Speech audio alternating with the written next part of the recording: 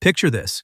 You woke up this morning and buttoned your shirt. You shook hands with a coworker. Maybe you're already planning to grab drinks and clink glasses with some friends this weekend. Seems totally normal, right? Civilized even. But here is the wild part. Beneath all that polite etiquette, you are actually reenacting some dark, blood-soaked survival rituals. We are talking about hardcore ancient tactics, methods used to check for poison, pat-downs for hidden daggers, even spiritual rituals meant to ward off demons. Today, we are counting down 6 ancient survival tactics you still do every single day without realizing it. And we are going to look at exactly what our ancestors had to endure just to pass these simple habits down to you. Let's kick things off with number 6, the handshake.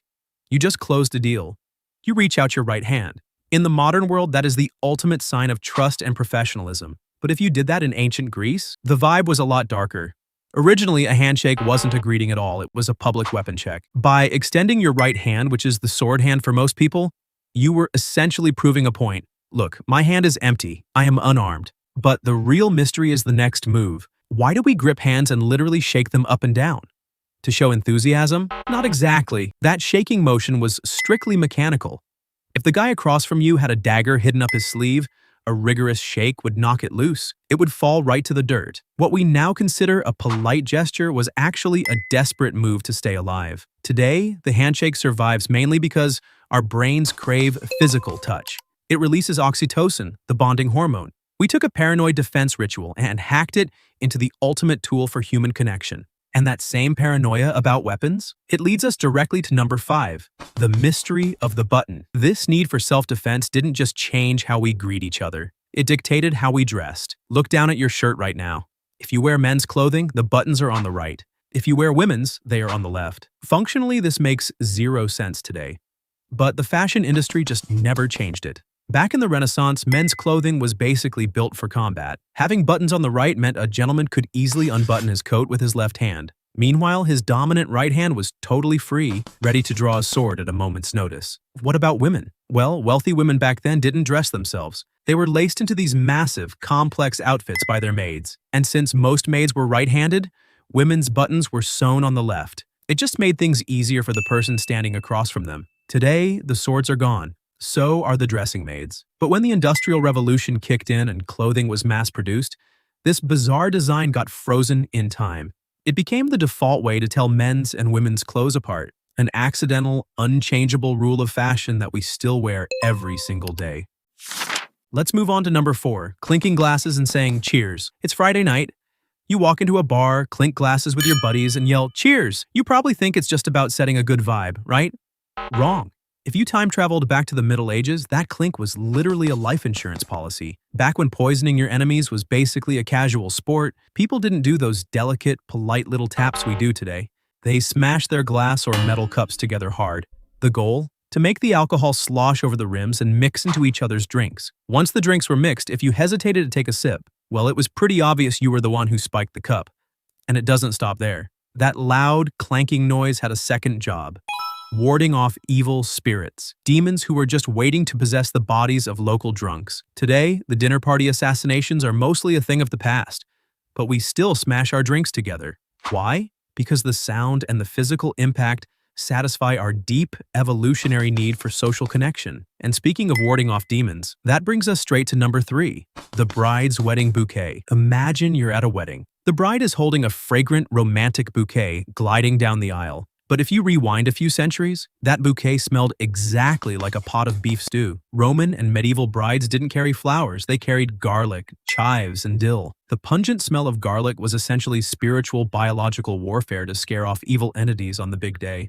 But the second reason is a lot more brutal. We are talking about an era where taking a bath was an annual event. A massive bundle of spicy herbs was the perfect way to hack the olfactory senses of the groom and the guests. It masked the bride's very real body odor. It saved the sacred ceremony from being an absolute smelly disaster. At least until they put the bouquet down and headed into the honeymoon suite. Once modern plumbing and running water came along, those stinky bundles of garlic weren't exactly necessary anymore. But the habit of holding something while walking down the aisle was already burned into our cultural psyche. So, modern society just swapped out the soup herbs for gorgeous roses. We took a crude medieval deodorant and turned it into the ultimate symbol of purity.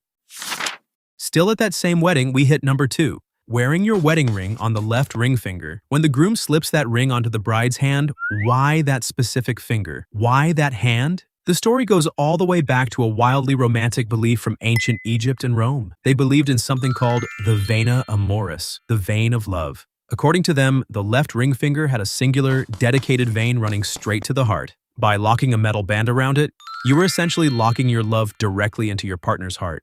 But from a modern medical perspective, the brutal truth is, human anatomy is pretty much symmetrical. Every single finger on both of your hands has a similar network of veins, and eventually, all that blood pumps back to the heart anyway. There is no magical fast-track highway for love.